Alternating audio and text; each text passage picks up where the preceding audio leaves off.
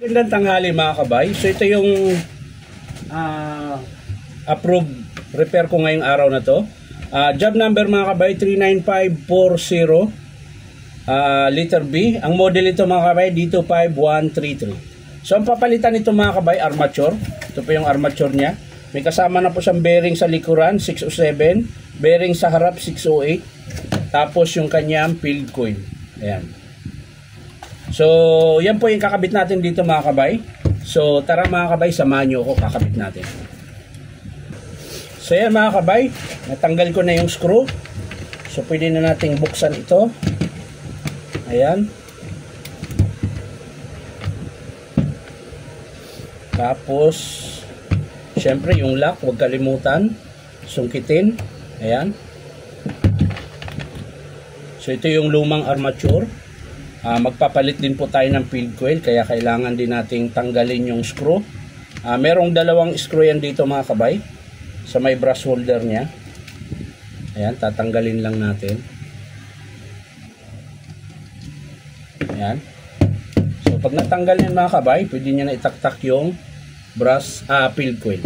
So una natin ikabit ito mga kabay, pero tingnan muna natin kung maluwag. Ayan. Pag maluwag ito mga kabay, kailangan natin na sapinan ng piece paper. So yan mga kabay. So yan mga kabay, tiningnan ko kung masikip siya. So medyo may palag siya konti. Ganun po talaga mga kabay kapag luma yung field housing. Kahit magpalit ka ng bagong field coil, medyo alog pa rin yan. Nawawala yan pag iniskruhan. Pero yung sa akin, nilalagyan ko siya ng piece paper para pantay.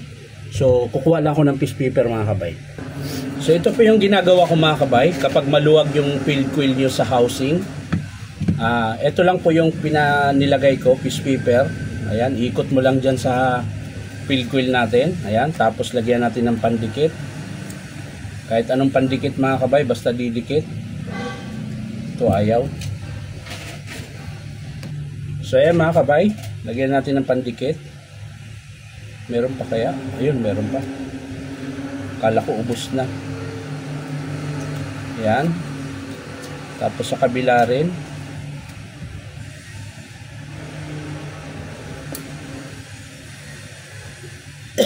So antayin nating dumikit yan mga kabay.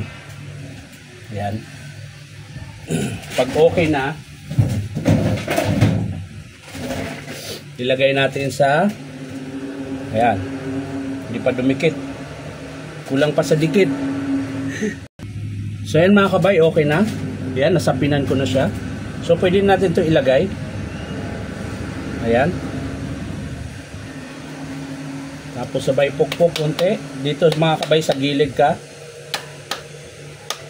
Dahil manipis lang po yung nakausli niya. Ayan. So ayan mga kabay, kung mapapansin nyo, wala na po siyang palag. Ayan.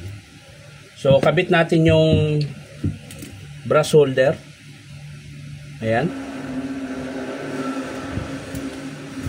Tapos lagyan natin ng screw. So ayan mga kabay, na-screwhan na natin yung brass holder. Ayan, so pwede natin ilagay yung armature.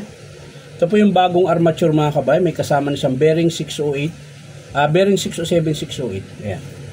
So bago natin isalpak, ito muna. Yung baffle muna niya mga kabay. Bago yung armature. Ayan. So sana pasok. Tapos yung lock syempre. Kailangan yung lock. Yan. Tapos balik natin yung spring ng carbon. Kabilaan yan mga kabay. Ayan. So okay na siya mga kabay. Balik natin yung rubber. At syempre lalagay na natin sa kanyang front housing. Ayan. Screwhan na natin.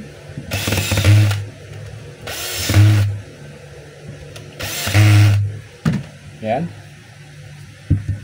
Tapos syempre kabit na natin dito sa kanyang handle.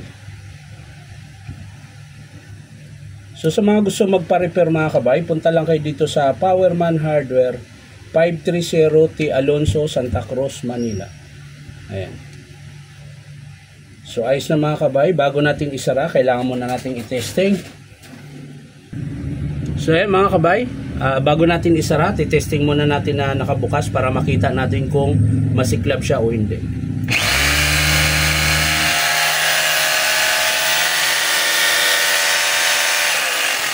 So wala siyang siklab mga kabay. So pwede na natin isara. At nang matapos na tayo.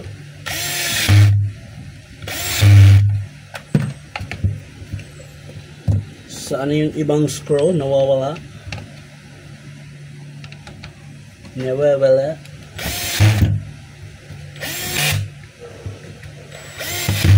Yun. Siyempre, testing natin na merong bala mga kabay. Yan. Para kompleto. So yan, naka-reverse yan mga kabay. Lagay natin sa forward. Yan. So yun yung hammer mga kabay. Ito naman yung chipping. Yung puro palo lang, hindi siya umiikot.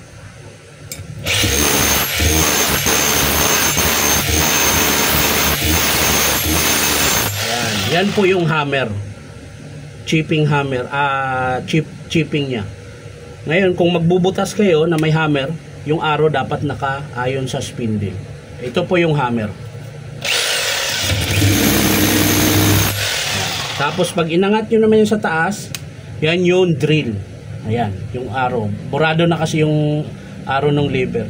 Pero dapat nakataas yan pag nakadrill kayo. Halimbawa, magbubutas kayo ng bakal, pero hindi ito ang gagamitin nyo mga kabaya kasi pang semento to. Kailangan nyo muna ng adapter para pwede nyo siyang magamit pang bakal o kahoy. So ito yung drill.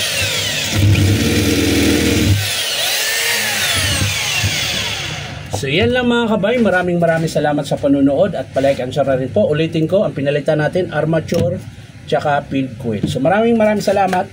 Bye bye.